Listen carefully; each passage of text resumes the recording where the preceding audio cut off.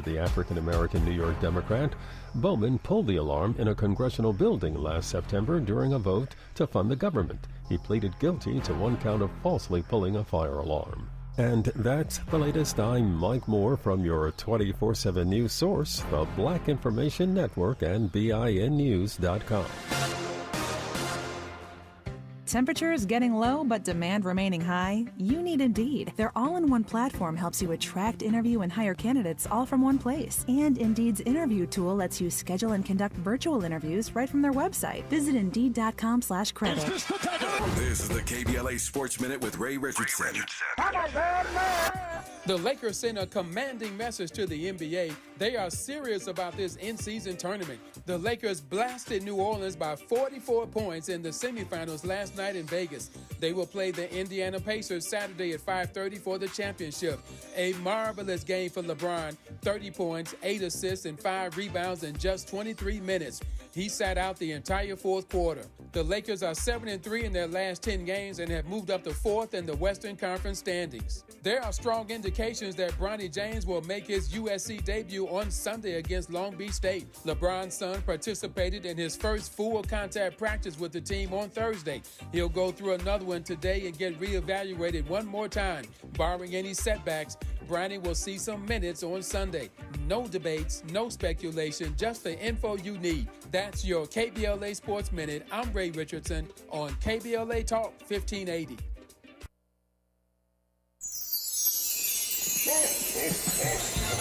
It's the gift-giving season, and we have a gift for you. Visit us online at KBLA.store for holiday savings of 20% off all of our KBLA swag. For the best in merch, gift ideas, books, media, and more, log on to KBLA.store right now. And be sure to check out our KBLA team favorites at KBLA.store today. That's KBLA.store for all our official merch on your favorite talk radio station, KBLA Talk 1580, at 20% off, but only during the holiday season. Happy holidays. Ho, ho, ho! Merry Christmas! Environmental justice, pollution, and climate. In Los Angeles and across America, people of color are suffering and dying from disproportionate health impacts on a planet that has less than 10 years to prevent irreversible damage. Heat illnesses, respiratory illnesses, water-related illnesses, food system impacts, insect-related diseases, Black maternal health, and mental health effects. As the impacts of climate change mount, millions of vulnerable people, our people, are going to bear the brunt of these extreme environmental events, which will likely lead to forced displacement, loss of cultural identity, and other related risks. These realities are as real as rain. Stay tuned to KBLA Talk 1580 for more details about the most progressive multimedia and live events campaign any Black media outlet has ever undertaken to combat the climate catastrophe. Experts, events, empowerment. It's all on the way from unapologetically progressive KBLA Talk 1580. We don't black down. We level up. Level up, level up, level up, level up, level up, level up, level up, level up, level up, level up, level up, level up, level up. In association with KBLA Talk 1580, the Terry Claiborne Foundation presents its 26th annual holiday party, Saturday, December 9th, featuring live entertainment, celebrity appearances, plus food and drinks. There is a cover charge for this party of the season, but not if you're one of our special guests. All you have to do is go to our website at KBLA1580.com and sign up. That's it, that's all. Just sign up at KBLA1580.com and you could win entrance to the soiree of the season. But whether you win or not, get a ticket, support the kids, and come join us on the red carpet in your semi-formal club attire and celebrate the season with KBLA Talk 1580 and the Terry Claiborne Foundation as we collect toys for the youth in our community. That's Saturday, December 9th, 1110 South La Cienega Boulevard, just south of Olympic. It's a holiday party with a purpose. I'm Terry Claiborne. It's going to be a party. Come hang out with us.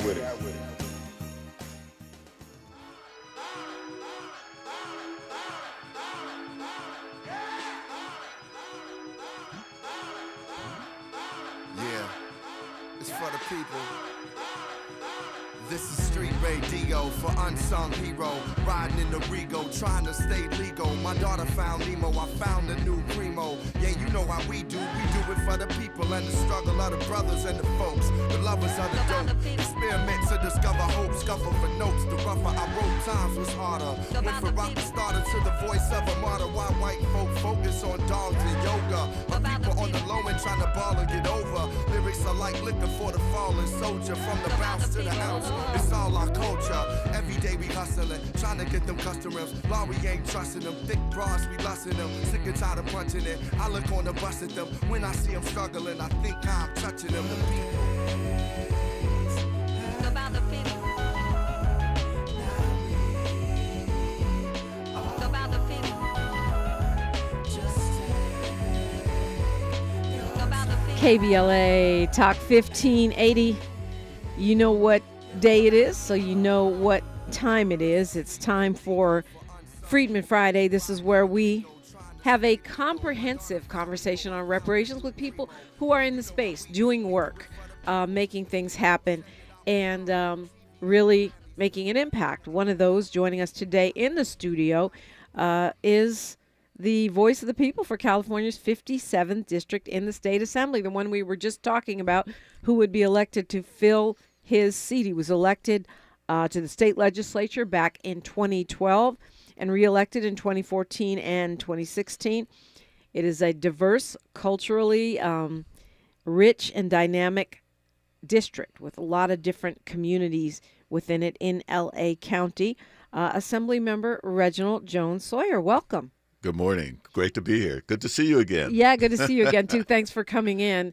And I know that we'll have to come together again, hopefully, to talk about your campaign, because you are running for another office, yes, which is the 10th district of the LA City Council. But today we're focused on reparations. Yes. You were a member of the California Task Force.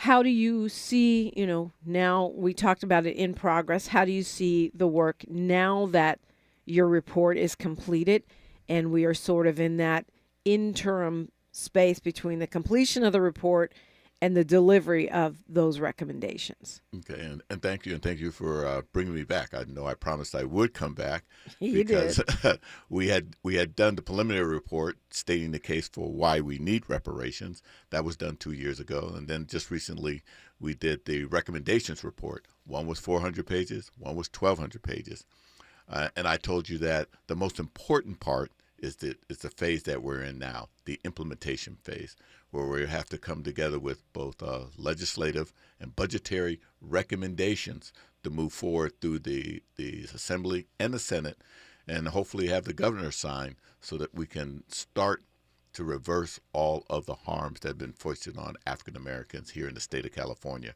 So we're in the home stretch, which I consider the most important part, because that's where you actually see something done. All of the things that were done before were aspirational. Now we're going to have to put meat on those bones and actually try to get something done. For me, with Senator Bradford, Stephen Bradford, and myself, this is our last year. And so we have 1 year to get as much done as possible, but we will leave it to the other 12 members. Hopefully we'll still have 12 members in the Assembly and the Senate who will then carry on to continue those recommendations, because we had about 112 recommendations on how we can reverse the racism, all the things that have kept a foot on our neck as African Americans, and be able to help us to thrive in this community. And when you say it's your last year, you're talking about your last year in statewide office. You could end up in another level of government. I would hope that I can continue, obviously at the city council level, to actually implement some of the things that we're going to have done in the state assembly. But the state assembly is where the reparations work will be done. There is a reparations group in the city of Los Angeles headed by Mr. Lawson, who used to be the head of the Urban League, who's now passing on to someone else. Ambassador Michael Lawson, Yeah, he's passing on to someone else. And so that work will be continued at the local level. But at a statewide level, this is my last year to have a significant input to make it happen. And the reason why this is so important, we should be proud as Californians, because this is a blueprint not only for us to be able to start reparations, because it's been done in the federal level, but it hasn't been done in the federal level. What do you mean by that? You're saying they put it out there, but they haven't been able to get it through their legislature. We're the first ones to get it through our legislature to actually have it done. We also have a framework that others can use, whatever city is, whatever nationally they come up with. If we're successful, they can use that blueprint. But the thing that's really exciting, there are other countries that are looking at what we're doing. And so this could be international reparations. Yeah, well, there's a whole lot to unpack in what you just said, and we'll just try to squeeze it all into the hour. But when you say that, it's important, California setting the blueprint, and that the feds have kind of dropped the ball in a sense, should President Biden just sign an executive order to complete a study? I mean, can we, or do we even need a study given that California has done this work? Well, I'm hoping that the blueprint that we set, that was started by Dr. Shirley Weber, her brilliant idea, is that it was done through the legislature. Because at the end of the day, the president can do an executive order, but the purse string is done by the legislative branch, and that would be Congress. And we know Congress is very fractured right now. Yeah, dysfunctional is what I'd call it, yeah. I mean, but I'm just talking about to get the study going, You still have to fund it. It cost us about $4 million to get it done. You still have to fund it. And the state of California was forward-thinking at the time to put money towards this. The number of attorneys, the number of scholars that put together that report. When I say it's 1,200 pages, it's 1,200 pages of facts that have not been refuted, because that's the other thing you have to have. You have to put together a document that is impenetrable, and we've shown that. I think that both studies should be in the Smithsonian Institute. That's how comprehensive and that's how important it is. Do you think that there is competition or incongruity between local, state, county, and federal bodies working on reparations at the same time? Could a statewide study or a city task force undermine federal reparations? So I'm going to say this again. California is the blueprint, and everybody will copy what we're doing. Everyone in other cities, everyone in the nation, and outside the nation, internationally, is watching what we're doing. And if we're successful, everyone else will pick up what we did and become successful. That's why this isn't so important that we get this done, we get the implementation done. Everyone's looking at us. And the 12 members of the California Legislative Black Caucus, we understand how big a burden this is. This has implications for every African American, but it also has implications for other individuals. If you're women, LGBTQ+, Latinos, Native Americans, others who have been harmed, they could use that same blueprint to get their own reparations. And that right there is a powder keg. So we'll open that powder keg when we come forward. I don't know why it's a powder keg, because people can get their own reparations. And if they join us to get ours, then they can go ahead and get theirs. Well, let's talk about what that looks like when we come forward with Assembly Member Reginald Jones Sawyer on KBLA Talk 1580. More of First Things First with Dominique DiPrima when we come forward. This open enrollment season, LA Care Covered is offering health plans starting at $0 a month. Each plan provides benefits including $0 preventive services, 24/7 telehealth services, around-the-clock nurse advice lines, walk-in minute clinics, and more. Shop and compare premium silver plans with $0 deductibles to help meet your health goals. Ready to shop? Visit us online at lacarecovered.org for a commitment-free instant quote, or speak with us directly at 855-222-4239. LA Care Covered, your affordable path to wellness. King C. Gillette knows you're dedicated to your barbershop routine. But what about after? What's your routine for facial hair to avoid dry skin, itching, and beard rough? Well, the King C. Gillette Beard Oil is a perfect fit for making your beard feel as good as it looks. It softens your facial hair and moisturizes to help prevent itch due to dry skin. Get facial hair that feels as good as it looks. Just trim, wash, and soften with King C. Gillette. This holiday season, Capital One reminds you to give yourself the gift of 1.5% cash back with the Capital One Quicksilver Card. Can I earn 1.5% cash back on birds? Birds? What if you sent your true love 2 turtle doves plus a partridge in a pear tree? Sure, but why would anyone want that? The song was very convincing. Earn 1.5% cash back on all your holiday purchases with the Capital One Quicksilver Card. What's in your wallet? Terms apply. See CapitalOne.com for details. Joey from Vermont, a farmer trying to get through the winter. Adriana from South Carolina, a single mother living paycheck to paycheck. Liam from Ohio, an injured father struggling to provide for his family. Hi, I'm Shanola Hampton, and I support the Feeding America network of food banks because they help provide over 6 billion meals to people in need each year. Learn more at feedingamerica.org. 1 in 4 Americans today are living with a disability. I'm one of them. People with disabilities are extremely talented, resilient problem solvers that have so much to offer. And we've got a trusted ally on our side, an organization we can rely on, Easter Seals. Easter Seals is leading the way to full equity, inclusion, and access to healthcare, employment, and education for people with disabilities, families, and communities. That's my Easter Seals. Make it yours. Learn more and get involved at easterseals.com. For some children, a single surgery can turn an untreated cleft into a smile for life. But at Smile Train, we understand that most children need a little extra care. They need medical, dental, and emotional resources to grow healthy and strong, to express themselves clearly, and to navigate all of life's challenges so that their smiles light up the room as brightly as possible. Visit SmileTrain.org to learn how Smile Train is supporting the cleft community with lifelong smiles. The conversation continues right now with Dominique DiPrima on First Things First. Talking with Assemblymember Reggie Jones Sawyer, who was a member of the Reparations Task Force for the state of California, which I think you're rightly calling a blueprint for what could happen nationwide. I want to go straight to the phones. We've got Charles from 1-800-UNITE-US. Hi, Charles. You're on with Assemblymember Jones Sawyer. Good morning. Good morning.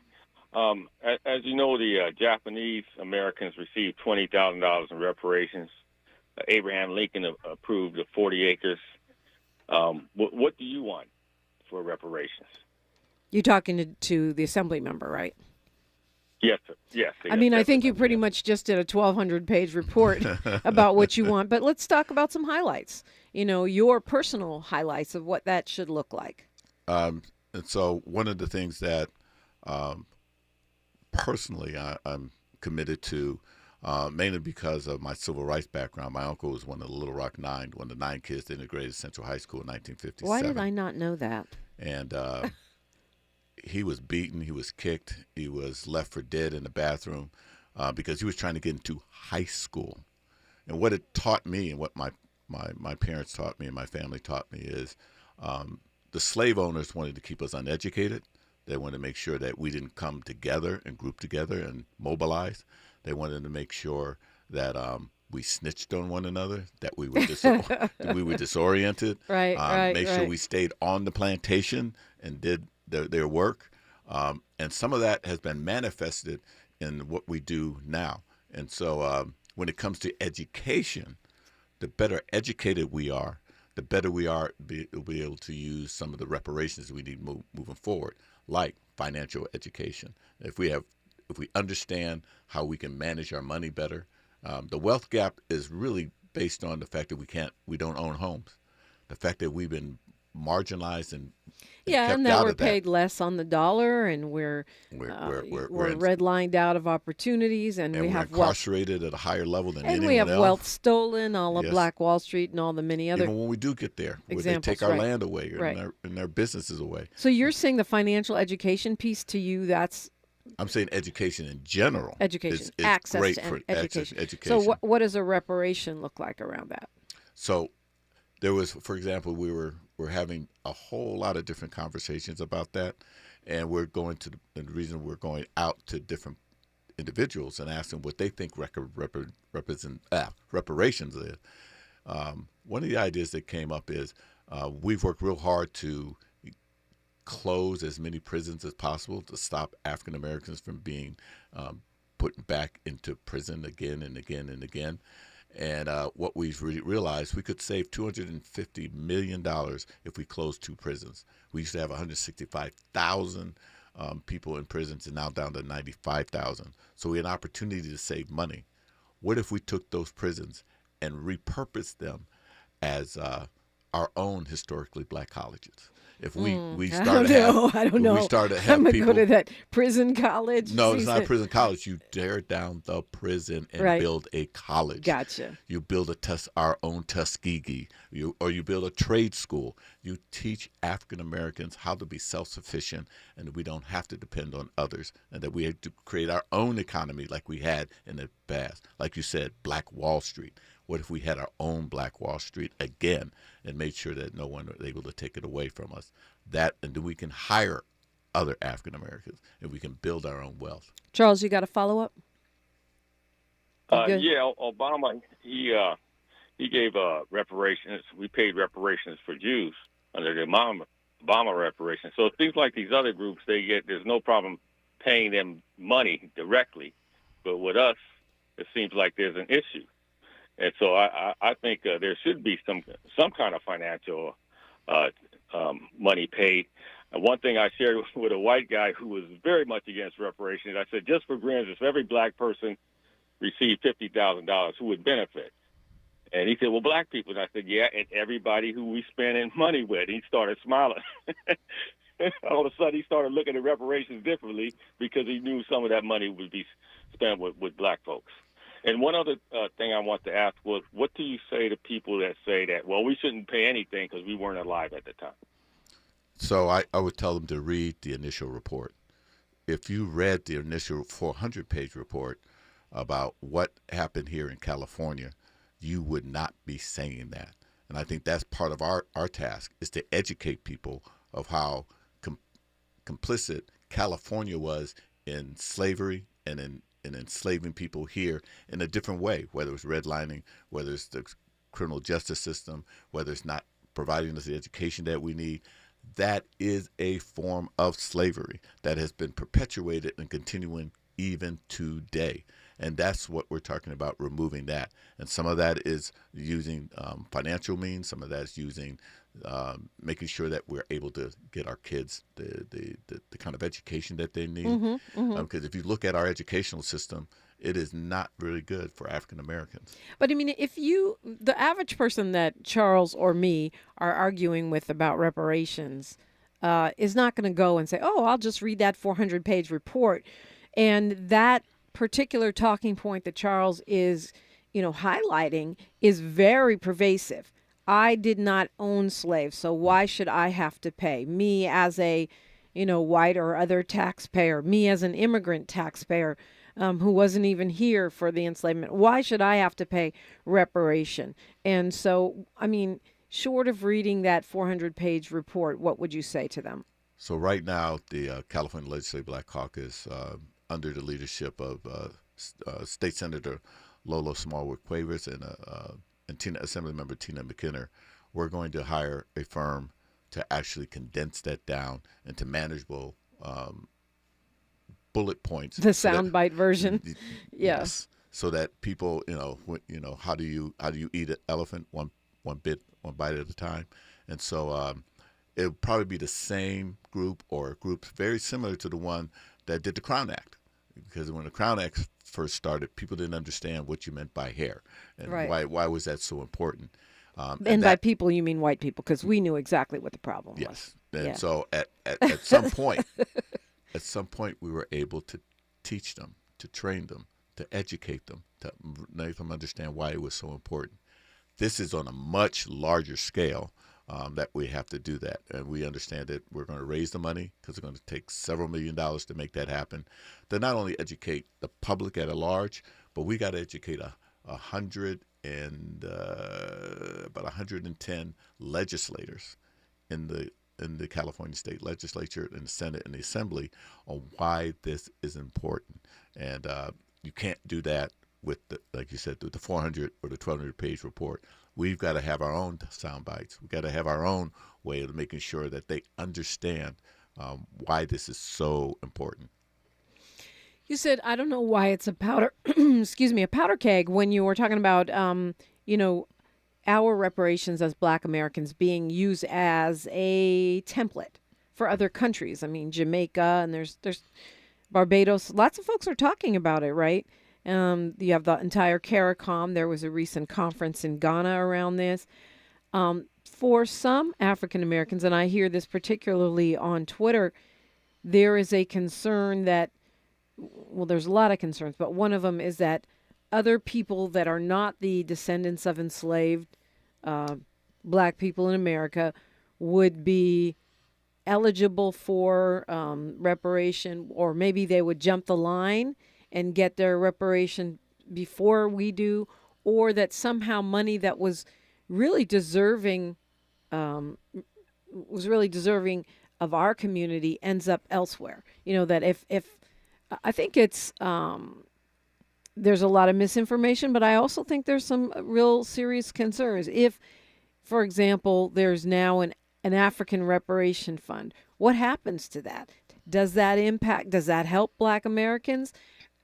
Does it take away from us? So let's try this again. Yes. We've always been at the forefront of civil rights. We Black Americans. We African Americans. African Americans, Black Americans. And others have been able whatever to you use, want to call, whatever term you want to call yeah. Negroes, whatever you want to call us, right? And others have been able to use it for their own purposes. That's been forever. Women have been using civil rights. Other groups have been using civil rights to be able to achieve their own civil rights. What I'm saying is, and I was not one that was that voted for giving reparations only to descendants of slaves. And the reason is that is part of the slave mentality, where you're saying that you want to leave one group of people behind. All people of color, especially African people who are our complexion, have been left behind. When someone is a Klan member and they look at someone, they don't say, oh, they're African, so we're going to give them a leg up over someone that's Caribbean. We're going to give them a leg up over. They are treated the same as anyone that's born here. What I don't want to happen is we create another subclass of people who aren't able to keep up with the others, and we leave people behind in poverty. What about individuals who are who can't find out what their ancestry are? You're foster care, you're homeless, you're on drugs. They won't be able to figure out who their ancestors are. Right. So those are the ones that are probably the most needy. I mean, in those our are society. really two important areas to explore, and we only have 30 seconds till news, traffic, and sports, so we'll have to do it on the other side. But we'll start with, are you saying that Latino people, Asians, Indigenous, Native American, First Nations should be eligible for reparations through? I'm saying that they will do their own reparations.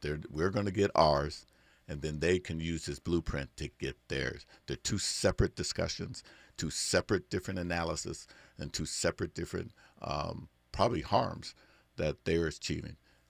Our harms are much different than Latino, than Native American, than yeah, LGBTQ. well, because They're separate. start with It's they different. weren't enslaved in this country, right? There you go. Yeah, it's a Freedman Friday. You're listening to KBLA Talk 1580.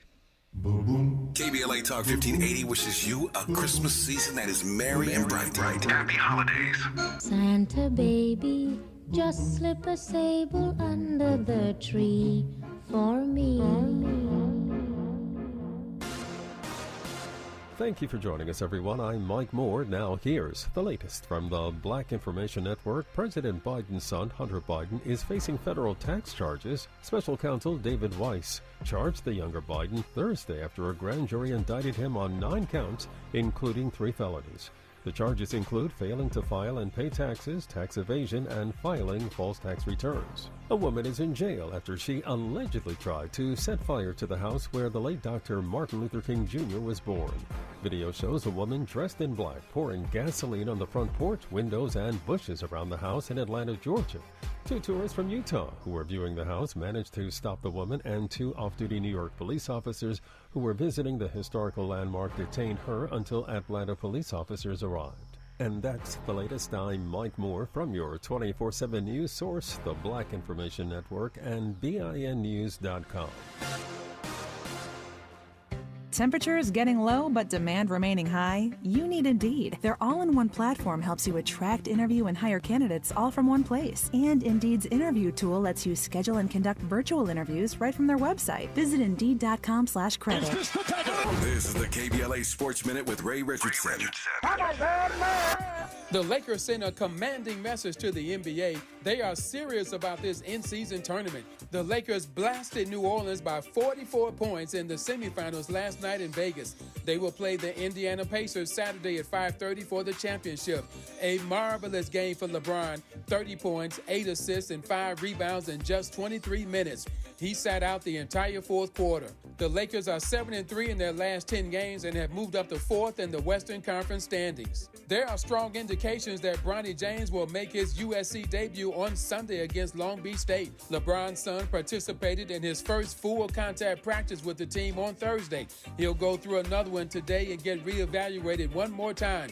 Barring any setbacks, Bronny will see some minutes on Sunday. No debates, no speculation, just the info you need. That's your KBLA Sports Minute. I'm Ray Richardson on KBLA Talk 1580.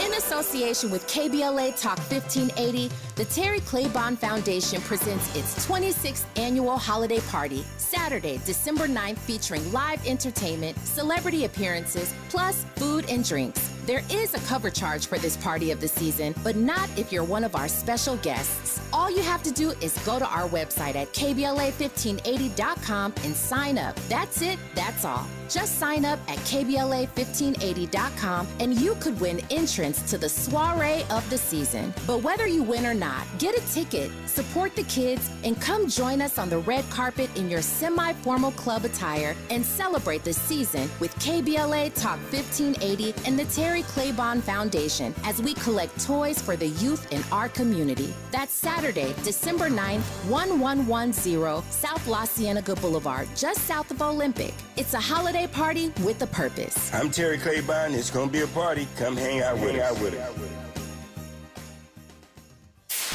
KBLA Talk 1580. We've got a lot to talk about.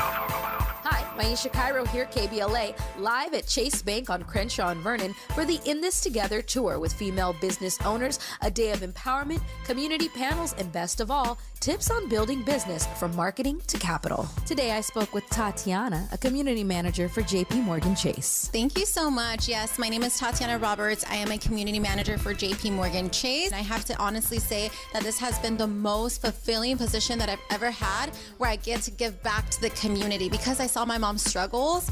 That's really what fuels what I do to make sure that that the community has all the access to the resources that my mother didn't have. So for the mother who's in business, what are 3 quick tips you can give to ensure that they're on the right path to accessing financial support from a bank like Chase? Say number 1, just make sure that you're checking your credit on a consistent basis and taking action to either fix your credit, maintain your credit, or rebuild your credit. The second thing would be budget. I know that B word is kind of like ugly for, right? A lot of people don't like that B word, but it has to be done. We need to tell our money where to go. The last thing is to build a network of supporters that are going to lift you up. The community building here in Crenshaw is that network. So visit the Chase Community Center on Crenshaw and Vernon. Meet a banker today. Tell them about your business. I'm Maisha Cairo in the community for KBLA with JP Morgan Chase.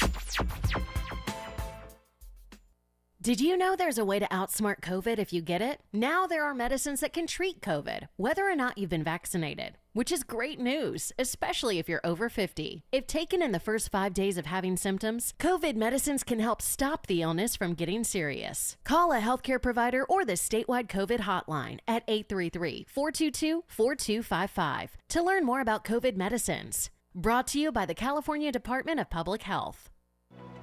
Anyone can choose to make a difference. You can help people succeed, rebuild after disasters, protect the environment, or feed the hungry. Not only will you make a difference for others, but for yourself. You can earn money for college, learn career skills, and make friendships that last a lifetime. Make a difference. Choose your future. Choose America. This is KBLA Talk 1580, where hate meets a scholarly match. Absolutely, it does. Reginald Jones Sawyer is my guest. He is the assembly member from the 57th District. Terming out your last year. Yes. And so that's the district we were just talking about, but also on the Reparations Task Force. And this is, as you said, a huge kind of opportunity, right, for a real blueprint, a real solid way of moving forward with the very important issue of reparations. Let's go to Molly Bell calling us from the city of Compton. Good morning, Molly Bell. Reparations in memory of our ancestors. God bless morning to you, Dominique, and Assemblyman Reggie Jones Sawyer, and being on the task force. I want to say just something about our guest today. Remember when the young man, Brother Lowe, was shot, Anthony Lowe was shot by the Sheriff's Department of Huntington Park, and he didn't have no legs. Reggie Jones Sawyer came out there in front of the mixed crowd, and he talked so strongly about what we need to do for the Sheriff Department. And even though the task force was not as large as it is now, and there are people who are asking, why does California get to have reparations first? They don't do anything. When people don't even look at the side of the sheriff's car. It says a tradition of service since 1850. The sheriff department, and back in those days, they were the slave catchers. They came to California with badges to arrest runaway slaves. So I'm just saying, Dominique, you make it a point to make sure that everybody understands that there is a place, and I thank you for that, for everybody to be in this reparation movement. And then while you were there, Reggie Jones Sawyer, you probably don't remember, but I interviewed you, and we talked about reparations that day and about Anthony Lowe.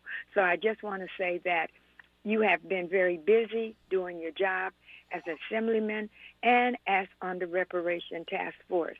And my question to you, Brother Sawyer. Just say, Reggie. Okay. my question to you, well, Dominique, she teach us how to talk to our guests on the phone, be proper and correct. And so, but Brother Reggie, thank you so much. I want to know that how is this working on you as a person to have to hear all that we have gone through as slaves and people saying, why this, why that? Does it bother you? Are you just strong enough to hold on to that? Because I am a reparationist. I'll say this and I'll hang up. I believe that what is reparation? My answer, repair. What is repair? Whatever. Whatever it takes to make us whole, be it land, money, education, whatever it takes to make us whole. And how do we know we're whole? We know what the Constitution said about being 3/5 of a person. I know a fraction when I see a fraction.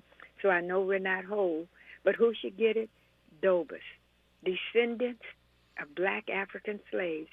And that means wherever we may be. And I thank you for being on the task force. We wish you the very best.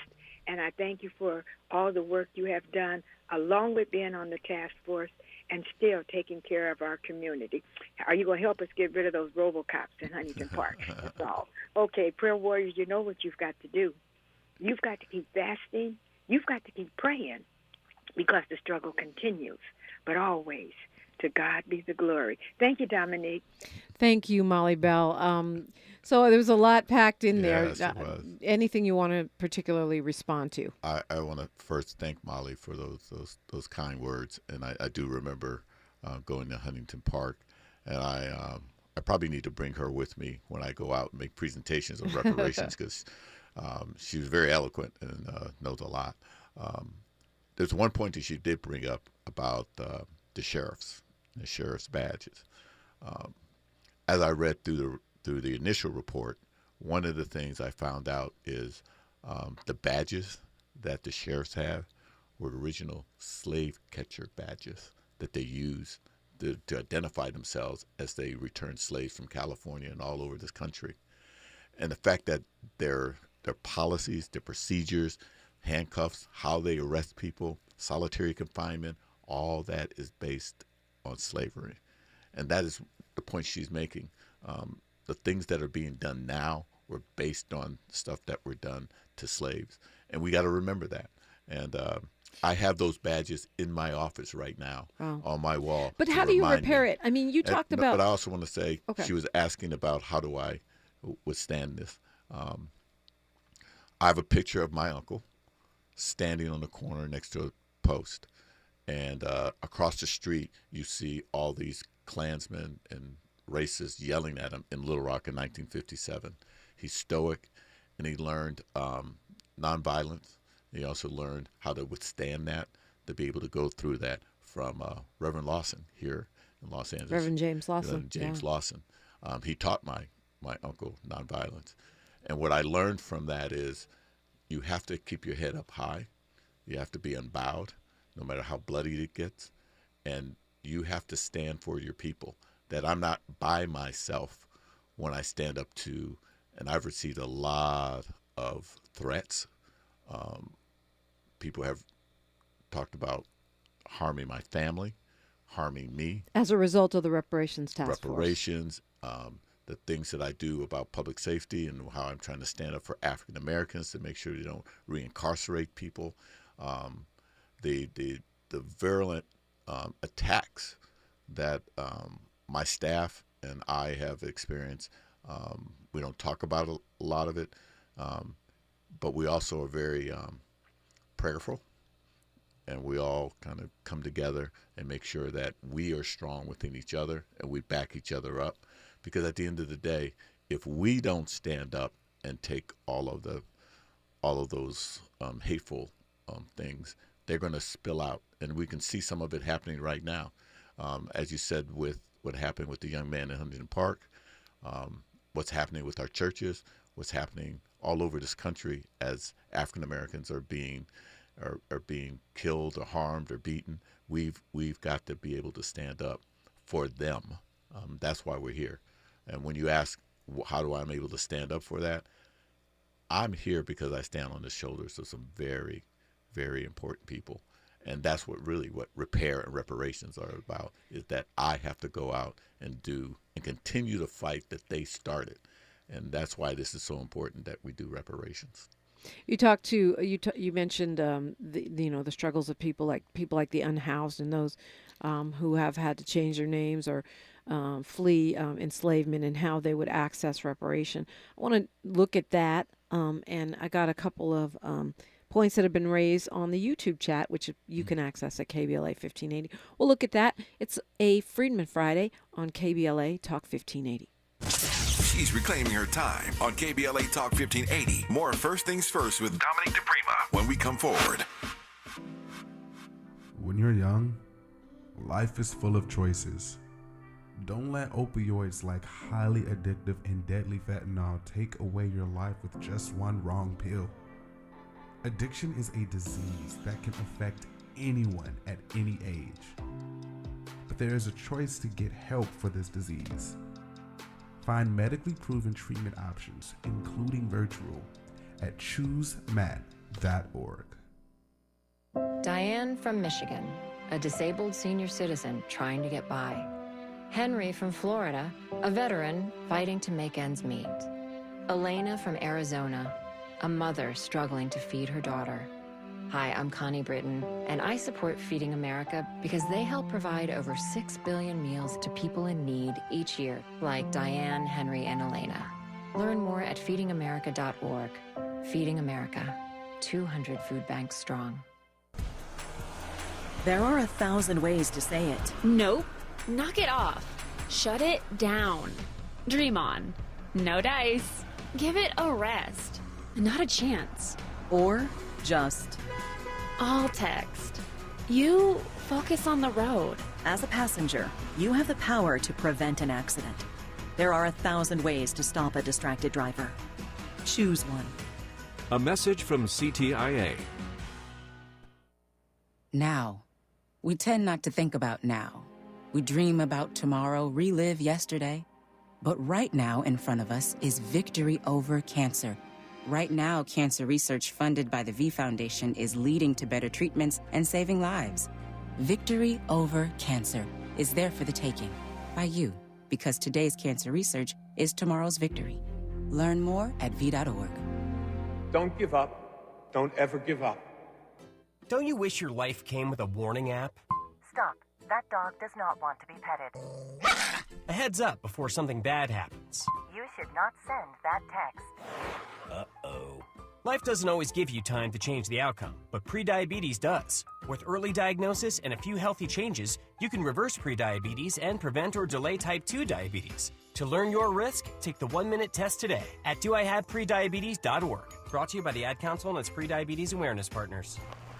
All right, so there we were, cruising through the new open-air zoo, when I realized that the park was closing in like 15 minutes. Luckily, we were in my Nissan Rogue. With its powerful VC turbo engine, well, we had time to see all the animals. Whoa! And outrun a few! Drive the Nissan Rogue. Your ancestors' favorite radio station, and your favorite morning show host. Let's get back to Dominique DiPrima right now. Right now, we're with Reginald Jones Sawyer. He's the Assemblyman for this 57th District, also a member of the California Reparations Task Force. These questions and comments are flying at me from Twitter, from YouTube, and from the phones, of course. So we're going to try to touch on those.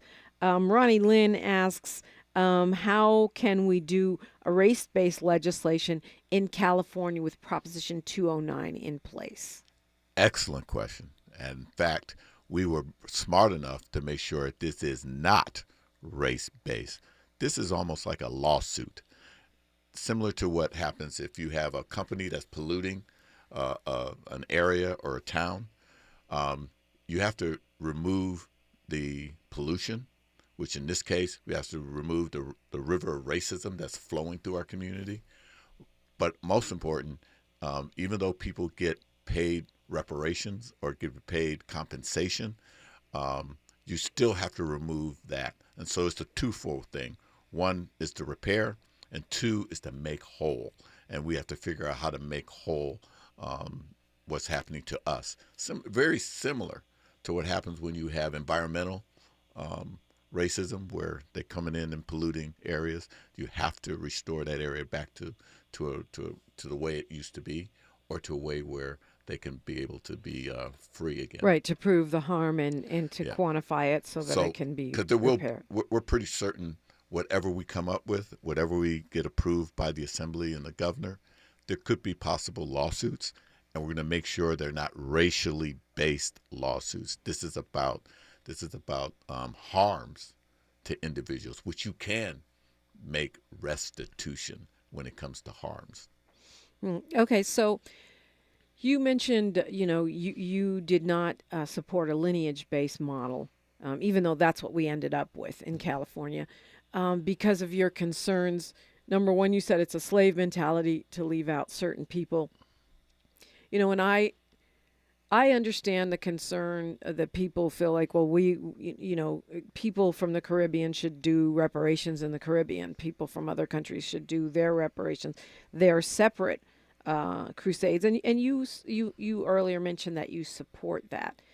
But the other piece of it, and this is one area where I share your concern, is that what I call the welfareization of reparation, where if I'm unhoused, or let's say I'm like the Burgess brothers whose ancestors ran from a plantation, changed their name precisely so they could not be found. How to ensure that those folks are also accessing reparation however it looks, and not turning it into, food stamps and welfare where individuals are disrespected and mistreated by the system. I do share that concern, and I also understand the argument that a lot of, ADOS or foundational Black American, Negro, freedmen identified folks have, that this would be it wouldn't hold up legally if it's not based on a direct proof that you are, the descendant of someone enslaved or free that was impacted by these harms prior to, I think it's 1850. The fact that these harms are still prevalent today on African Americans, no matter who you are, is what we're trying to prove in the lawsuit. We really shouldn't disaggregate it into where we start leaving people out. That is my position. One. Two, we need to look at the individuals who need it the most, and so that we're all uplifting everyone. That picture we see where you see an African American hand reaching down, pulling up another African American, to making sure that we don't leave anyone behind. That's my concern, that we ultimately create an upper African American class that doesn't even. I think we're pretty far else. away from that, Assemblyman member Joan Sawyer. African Americans, by all statistical accounts and data that I've seen, are very far from being some kind of a sub-ruling class in this country. We could create one if we do it what you're talking about, and that's what my concern is, that we do actually create one. Okay. Where you have people who have money, have property, are able. But if our ancestors worked for 12 generations without pay, which we know they did, and suffered the harms of Jim Crow, yes, they did. Would it be such a terrible thing if we did have a leg up in this country? No. I think we're miscommunicating with one another. Yeah. And I'm talking about making sure that all African Americans rise up and that we don't leave anyone behind. Right, the unhoused, the ones that don't have a paper trail. And to those that say, we're going to have offices of genealogy, your colleague, Senator Bradford, looking to create this Freedmen Bureau here in the state of California, that's meant to, among other things, help with that. Would that not close that gap? Well, we're still looking at that to see how that can be done. Genealogy is not an exact science. And how do you find that? Especially when you find out that a lot of the paperwork, especially the slave papers, that when we came over from Africa, a lot of that was destroyed. There are insurance companies that insured slaves. They've destroyed those records. There are bank records that were destroyed. And there's a lot of documentation to be able to prove whether or not you were an enslaved person. We're not able to find. And so we've got to come up with a methodology to make sure that if we're going to go down that road, we're going to do that we're able to verify it, because there is concerns that there will be people who may not qualify in that for this, that might be able to slip through with documentation or paperwork that may be fabricated, or it may not be truly good documentation. And so there is a discussion about how do you do that. We've had some discussions with the Mormons, because they have a lot of genealogy and a lot of records. How do we find all those records so we can be able to identify who who has been enslaved in the past. Mr. Great Spice here on YouTube is saying, as far as Prop 209 being a bar to African Americans getting reparations, we have to reclaim the Reconstruction amendments to the Constitution, like the 14th Amendment. They were enacted for us, and other folks, I'm sure, would point to Special Field Order 15 and such as, specifically referring to Negroes or Black Americans. Okay, I'm not understanding the question. What is his? Well, I think what he's saying is that the way around this concept of affirmative action has to do with the bans on affirmative action has to do with the specificity of repair being outlined in Reconstruction and Special Field Order 15, which were specifically targeting the descendants of enslaved people, who had supposedly emerged from enslavement. Okay. At the end of the day, this is about harm and harm to a people. And what we're trying to do is make sure that this is similar to a lawsuit that specifically delineates the harms. And that may include what he's talking about.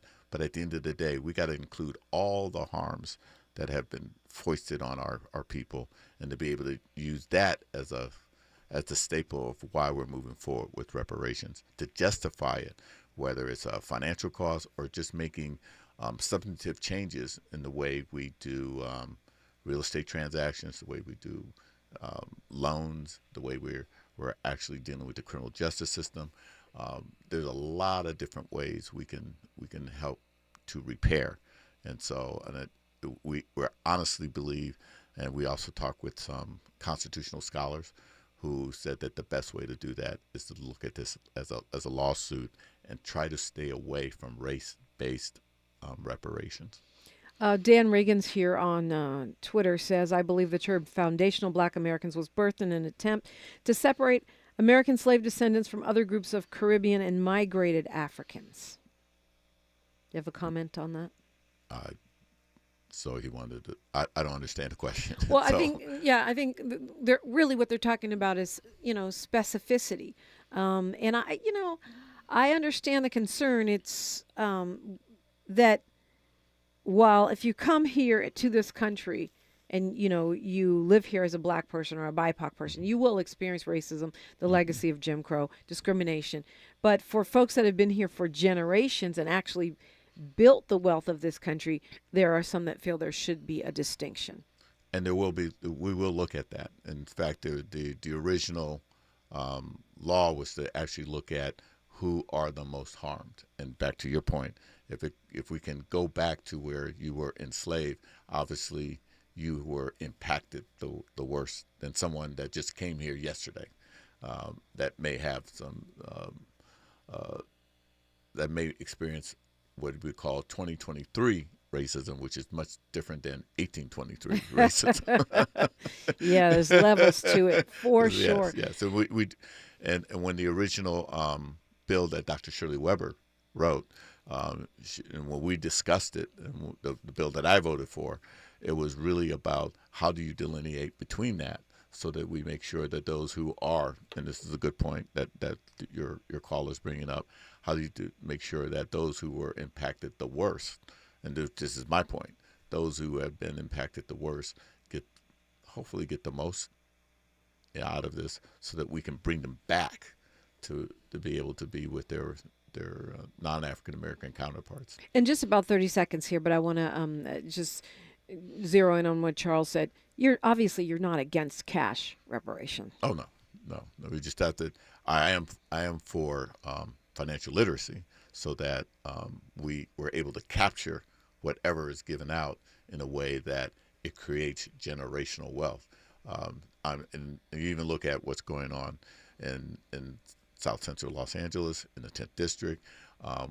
People are buying up our homes, where a lot of African Americans bought homes, and then the next generation is selling it. That's their wealth. That's their intergenerational wealth, and we're selling out those lands. We need to keep that property, so that we can build generational wealth to the next and next. A lot of that is being able to have financial literacy, understand that guess what? Your lottery ticket, your gold mine is in that house that your grandmother bought, your mother bought. That is what others have done to create wealth within their own communities. And we got to learn how to do that too. Assemblyman Reggie Jones Sawyer, thank you so much for coming in and spending the hour with us. Oh, you're always, anytime. All right, I'm going to hold you to that. Okay. KBLA Talk 1580, call me. We're going to talk about this when we come forward. KBLA Talk 1580. KBLA 1580 Santa Monica. Thank you for joining us, everyone. I'm Mike Moore. Now here's the latest from the Black Information Network. President Biden's son, Hunter Biden, is facing federal tax charges. Special counsel David Weiss charged the younger Biden